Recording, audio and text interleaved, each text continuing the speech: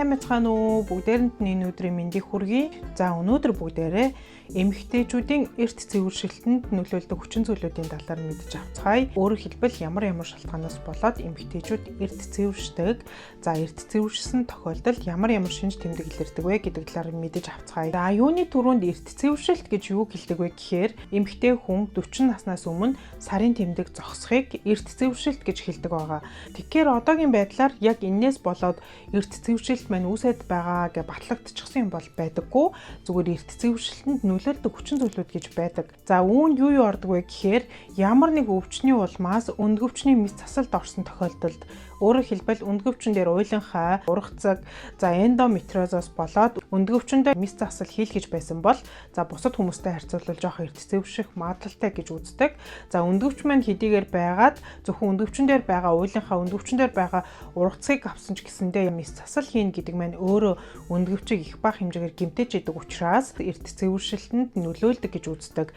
За тийм учраас ямар нэг өвчний улмаас өндгөвчний мэс засалд орох гэж байгаа хүмүүст эмчнэр нь юу гэж хэлдэг вэ гэхээр за одоо хэдүүлээ өндгөвчтэй холбоотой мэс засалд орох гэж байна. Энэ мэс засалд орсны дараа шууд цэвэршилт явагдахгүй ч гэсэн бусад хүмүүстэй харьцуулах юм бол цэвэршилт эрт явагдаж магадгүй шүү гэдгийг эмчнэр сануулж хэлдэг. За хоёрдугаард ямар нэг хавдраас болоод хийм болон туяа эмчилгээнд орж исэн хүмүүс бусад хүмүүстэй харьцуулахад цэвэршилт эрт явагдах эрсдэлтэй байдаг гэж үздэг. Одоо жишээ нь багасаа цусны хорт хавдраар өвдөөд хийм туяа эмчилгээнд орсон хүүхэд анханасаа сарын тэмдэг нь ерөөсөө ирдэггүй ч юм уу. Эсвэл хийм туяа эмчилгээнд ороод эхлэнгүүт нь сарын тэмдэг нь зогсчдаг, цэвэршилт явагдчихдаг ийм тохиолдол байдаг. Тэгэхээр хүүхэдгүй эмэгтэй хүн ямар нэг байдлаар хавдар тусаад хийм юм уу туяа эмчилгээнд орох шаардлагатай болсон тохиолдолд тухайн эмэгтэй цаашдаа хүүхэдтэй болох, гэр бүлтэй болох төлөвлөгөөтэй байгаа бол хийм болон туяа эмчилгээнээс өмнө эсээ хөлдөөхийг санал болгодог байгаа. За үүний дараагаар янз бүрийн аутоиммуны өвчнөөс болоод цэвэршилт эрт явагдах тохиолдол байдаг. Одоо жишээ нь Аддисоны өвчин буюу бөөрийн дээд булчирхаан өвчин, за бомба булчирхаан үйл ажиллагааны багасалт, за ревматоидны артрит, кроны өвчин гэх мэт аутоиммуны өвчтэй эмэгтэй хүмүүс бусад эмэгтэй хүмүүсийг бодвол цэвэршилт арай эрт явагдах магадлалтай эрсдэлтэй гэж үздэг.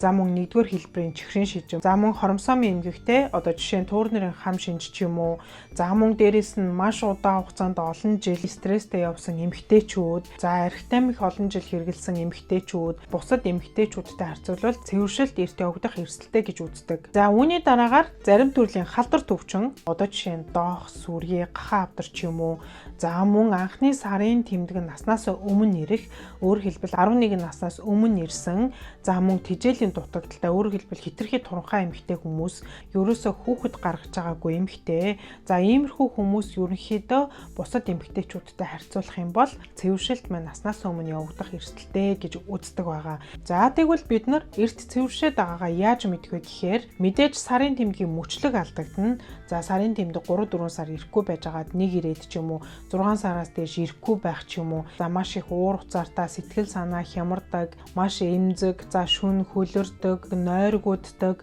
нүүрлүү халуун оргиж улаах, за өтрээ хуурайших, анхаарал төвлөрөлт алдагдах, за юмыг мартах гэх мэт эдгээр шинж тэмдэг буюу одоо цэвэршилт явагдахад бидний биед ямар шинж тэмдэг илэрх үү? Тэр бүх шинж тэмдэг л илэрнэ гэсэн үг. Өөрөөр хэлбэл цэвэршилт эрт явагдаж байна гэд бидний одоо хэвийн үед насандаа цэвэршиж байгаа энэ цэвэршилтээс өөр шинж тэмдэг илэрдэг юм уу гэхээр үгүй шүү. Яг энэтэйг адилхан шинж тэмдэг илэрдэг байгаа. Тэгэхээр манай эмэгтэйчүүд ингээд цэвэршилт эрт явагдчихоор заавал эмчлэх шаардлагатай юу? Энэ чигээр нь орхичиж болдгоо мүү гэж асуугаад байдаг. Эрт цэвэршнэ гэдэг маань мэдээж бид нар жирэмслэх боломжгүй болно гэсэн үг. За үүн дээр нэмээд эрт цэвэршиж байгаа хүн гэлгүй ер нь насандаа цэвэршиж байгаа эмэгтэй хүмүүст хүртэл цэвэршилтийн үед илэрч байгаа энэ шинж тэмдэг зовирууд бол даван туулахад маш хэцүү байдаг.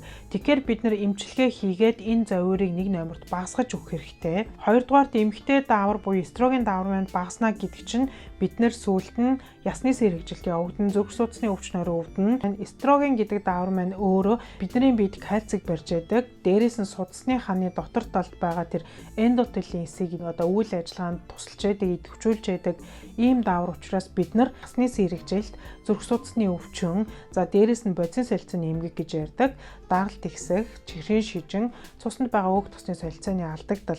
Энэ бүгдээ сэргийлэхийн тулд бид нар эрт цэвэршилтийг тоохгүй байж болохгүй заавал эмчлүүлэх ёстой гэсэн үг. За тэгэхээр манай эмэгтэйчүүдэд түрүүний миний хэлсэн цэвэршилттэй холбоотой зовирууд байгаад ах юм бол эмэгтэйчүүдийн эмнэлэгт очиод нэг удаа шинжилгээ өгөөд үзэх хэрэгтэй. За шинжилгээг бол цусаар аваад давруудын төвшинг үзчихдэг. За нэг удаагийн шинжилгээ аваад за цэвэршсэн байна. Эрт цэвэршилт мөн гэд оншилдог юм бол биш шүү. 2-3 удаагийн шинжилгээгээр баталгаажуулсныхаа дараа танд тохирсон эмчилгээг хийн гэсэн үг байна.